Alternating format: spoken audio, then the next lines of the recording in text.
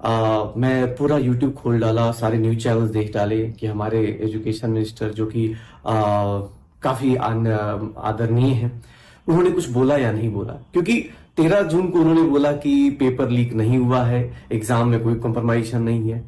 फिर उनकी PR agency हो या पता नहीं किसने उनको समझाया कि सुप्रीम कोर्ट ने बोला है कि भैया एग्जाम में कुछ ना कुछ तो लफड़ा है, 8 जुलाई को देखेंगे।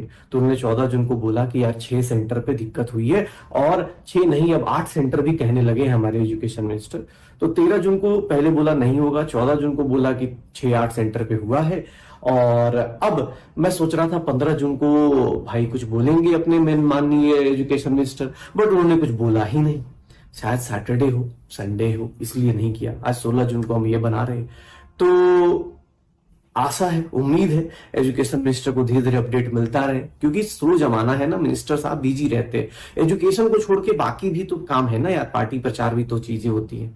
मैं सच बताऊं, मुझे किसी बड़ी यूट्यूबर ने बोला, मतलब वीडियो देख के पता चला, मैं सच में उनके ट्वीट्स देखने गया, मैं सच में उनकी इंस्टाग्राम प्रोफाइल देखने गया, और मुझे बड़ी खुशी हुई कि देश का एजुकेशन मिनिस्टर जो 3-4 साल हो गए एजुकेशन में, और उन्होंने इतनी मोटिवेटिंग बातें अपने इंस्टाग्राम पेजेस पे कर रखी हैं अपनी पार्टी के लिए। बच्चों से क्या, एजुकेशन का बच्चों से क्या, वोट लिए और चले गए।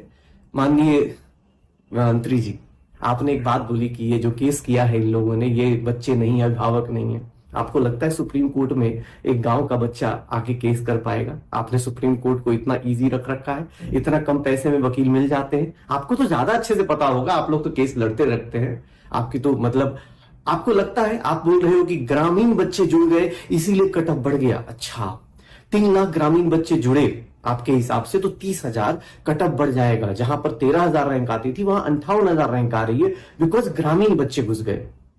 मतलब अरे भैया, सबसे पहली बात, ये केस करने वाले सारे के सारे रिस्पेक्टेड टीचर्स हैं, जो अपनी लाइफ में ना जितना आपने सोचा नहीं होगा उससे ज्यादा अच्छे लेवल तक अपने बच्चों को लेके गए हैं। अगर भरोसा ना हो तो अपने मिनिस्ट्री में ही आसपास पूछ लीजिएगा। जितने भी आप जिनको बोल रहे हैं ना कि ये कौन है, ना अभिभावक है ना स्टूडेंट है, ये सारे के सारे देश के लाइफ चेंजिंग टीचर्स रहे हैं, और वो सारे के सारे टीचर्स को भी हमारा सैल्यूट है। खासकर उस आदमी को जिसको मुझे लगता है कि जिसने, आप बोल रहे ना ग्रामीण में अपने सेंटर खोले, एक ऐसा इंसान भी है जिन्होंने पूरा का पूरा जो ग्रामीण में बैठे ना, गांव में कश्मीर से लेके कन्याकुमारी तक, सच में बच्चों के लिए बहुत कुछ किया है, और हम सब उनके साथ हैं। माननीय मंत्री जी, ज्यादा उम्मीद तो नहीं कर सकते, क्योंकि आप तो सुप्रीम कोर्ट की बात ही सुनेंगे, आपके हिसाब से सब कुछ ही सही चल रहा है। लेकिन कभी आसपास देख लीजिए और अपनी जो एजेंसीज है उनसे पूछ लिया कीजिए कि ये देखिए, कोई और घोटाला होता ना तो हम टीचर्स को जरूरत नहीं पड़ती इतना हार्ड बोलने की, हमें कोई मतलब भी नहीं था, हम बोलते भी नहीं थे। देश में और भी घोटाले होते, हमें लगता है कि चलो यार पैसे का लॉस हुआ, कोई दिक्कत नहीं। बट कुछ ऐसी चीजें होती हैं, ऐसी इसेंशियल चीजें होती है, जैसे सेना में अगर घोटाला होता है ना तो देश की सिक्योरिटी कॉम्प्रोमाइज होती है। आप डॉक्टर्स के साथ घोटाला करेंगे ना तो आपको एक मल्टीप्लिकेशन बता देता हूं, आपके हिसाब से अगर लगता हो कि 1500 लोग बन गए, 1000 लोग बन गए, तो क्या फर्क पड़ेगा भैया। एक बात बताऊं, 1500 और 1000 को ना आप बस एक डॉक्टर की लाइफ में 5000 पेशेंट से मल्टीप्लाई करके देखिएगा, आपको पता चल जाएगा। दूसरा, उन बच्चों से देखिएगा आपके बगल में, आप दिल्ली में रहते हैं ना, ज्यादा दूर नहीं जाना, जनकपुरी जैसी जगह पे जाइए और पूछिएगा, पढ़िएगा, उन बच्चों से पूछिएगा कि कितनी मेहनत लगती है उस सीट तक पहुंचने में, जो आपके हिसाब से तो नॉर्मल है, ग्रामीण बच्चे कर ले रहे हैं। हमें ग्रामीण और शहरी के बीच में डिवाइड नहीं क्रिएट करना, क्योंकि हम टीचर्स सबको बराबर पढ़ाते हैं। लेकिन आप जो कर रहे हैं ना, ये इतिहास याद रखेगा। और मैं आपको बताऊं, जो आपके नेता है वो तो फकीर आदमी है, झोला उठा के चले जाएंगे, फंस जाएंगे आप लोग।